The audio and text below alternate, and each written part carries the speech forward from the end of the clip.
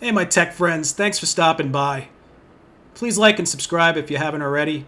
Let's continue to grow this channel. Hope you guys enjoy this video. Okay guys, so what started this video is simply that I grabbed an ISO file for an AME 10 machine. And during the installation process, we went through the entire install and at no point did it allow me to create a username and password to log into the system. So it has a username and password on it, but I have no idea what that username and password are to log into the system. So what I'm going to do is I'm going to walk you guys through how we could circumvent the Microsoft security policy for a username and password and reset the password to get into this system. Okay guys, so clearly we don't know the password to get into this AME 10 machine, but we're going to have to get into this somehow, and I'd really like to see what's inside this ISO file. So I figure this is a perfect time for us to walk through the configuration on how to circumvent the Windows password to get into the system.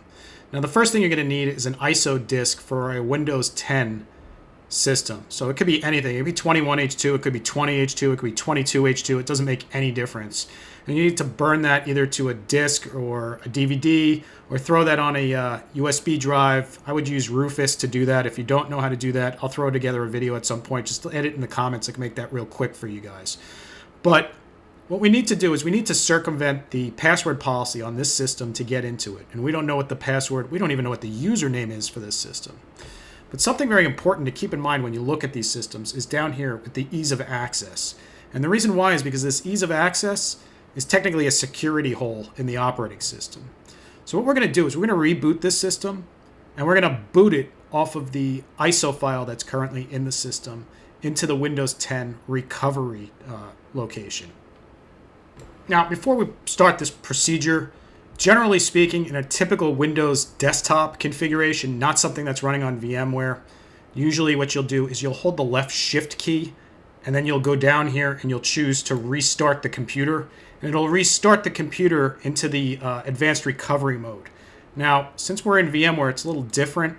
Usually that's the process is a reboot, and then it's like slamming the F2 key 15 million times and hoping for the best. So you might have to do this a couple times if you're running VMware. If you're running just a regular Windows machine, then it's literally just hold the left shift key and hit the button to restart and keep holding the left shift key. And when the system comes back up, it will go back into the system recovery mode versus just your traditional reboot. Now, if that doesn't work, you can do it a couple of times and eventually you'll get back into that screen. So let's restart this thing and hope for the best. We may have to do it a couple times, so I may stop this video. It may seem like it's in a bizarre startup place. Unfortunately, I'm running VMware. It's a little funky. It's just the way it goes.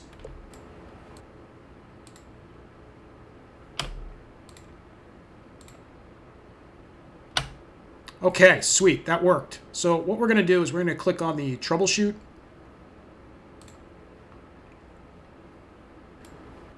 Then we're going to click on the advanced startup settings.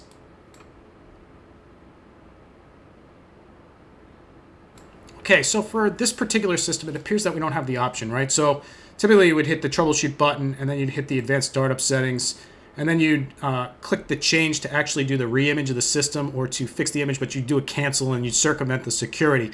But instead, what we're going to do is we're going to actually reboot the system and boot it off of the USB attached drive. So let's just restart this system and get back into our advanced configuration. So to do that, what we'll do is we'll just literally just turn off this PC. Okay, so now that we turned off the machine and we booted it back up, what we got to do is we got to boot off this CD or the ISO file, the USB. I don't know what to call it anymore. It used to be booted off the disk. Again, now it's an ISO file, or it could be a USB. It could be so many different platforms, so excuse the terminology. But at any rate, we're going to boot off the actual drive itself. So if we look in here, we'll see the SATA CD-ROM drive as listed here. That's specifically what we're going to boot off. And once we boot off that, we'll get back into our recovery console. So basically, we'll go through the Microsoft Windows installation process and do a recovery versus the step-by-step procedure. So let's boot off the CD-ROM drive. I'm going to select the CD-ROM drive to boot, and the system's going to go through the process as if you're reinstalling Windows for the first time.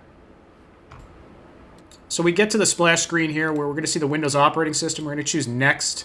And down here, we're going to choose Repair Your Computer. And this is going to get us back into that menu where we're going to have the troubleshoot option. So go ahead and click troubleshoot. We're going to select system image recovery. And then Windows 10. And we're going to get this pop-up here. And we're going to hit cancel. And then from this location, basically what we're going to do is just click on next where it says select a system image. And then we're going to click on advanced. And we're going to choose to install a driver. And then we're going to click on OK. And this is going to load up our local disk on the system. Okay, so from here, it's really pretty simple. So all we have to do is we have to drill down into our local C disk, drill down into Windows, locate System32. And then we're going to locate a file called utilman. It's utilman.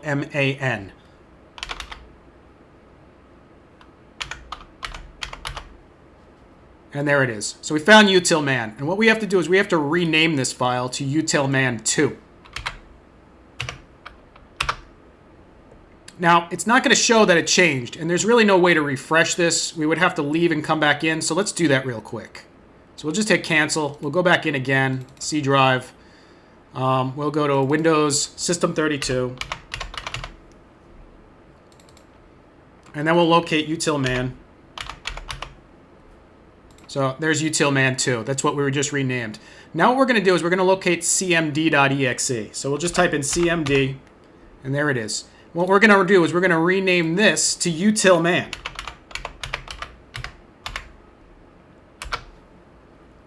And then we'll go up a level, and we'll go back in again, and we just want to confirm that utilman is now the other application. And there it is, it's the CMD has been renamed to utilman.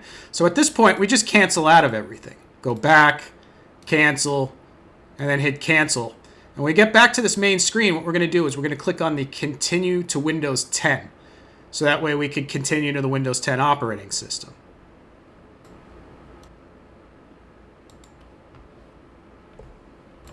Okay, so now Windows is going to boot until we get to the point where we're at the logon now. Now, you'll see down here we still have that ease of access. But if we click on the ease of access, it's going to open a command prompt. And at this point, we could just type in net space user to get a list of the users on this machine. So we know that the username is administrator, so we do net user administrator. And then we're going to type in password 123 exclamation point and hit enter. So now that just reset the administrator password to password 123 exclamation point. So if we go in here and we do administrator and then password, and now we can log directly into Windows. And that's how you circumvent the password in Windows 10 or Windows 11 for that matter.